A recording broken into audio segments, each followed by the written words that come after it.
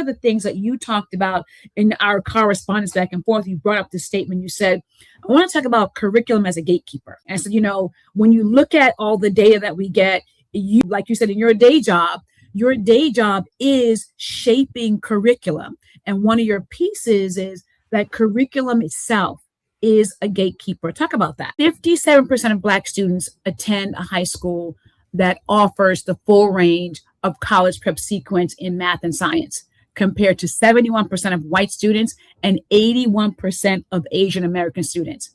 So only 57%. And you and I know, not having the full sequence of a math and science college prep offering is one of the ways in which we constrain access. So before we even get to what is it, the sequence, let's get at, all right, I know this group, and we're going to look at Black identifying children, 57%, they don't have it. Because there's no excuse when they leave that building, and I know they haven't gotten access. If they don't have access to data science, they don't get that experience or financial literacy. Every curricular decision and everything in the book is intentional.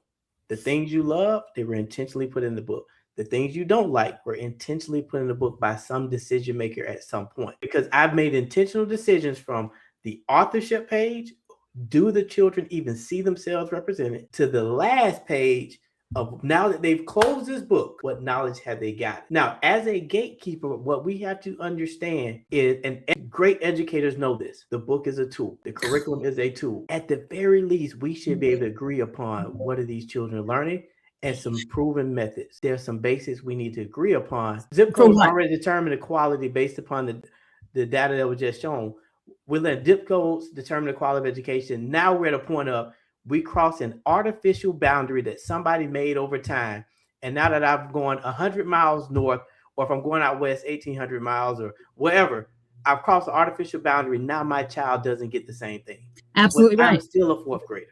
I'm still a fourth grader, and I still live in a country. And this idea, and I love this idea of, we have to get past the gatekeeping of, well, I'm this state or that state. At the end of the day, are you committed as an adult to every child learning to read, every child learning to do math, every child science? Are you committed at that grade 4 child? That's what you got to ask yourself no matter what you're doing.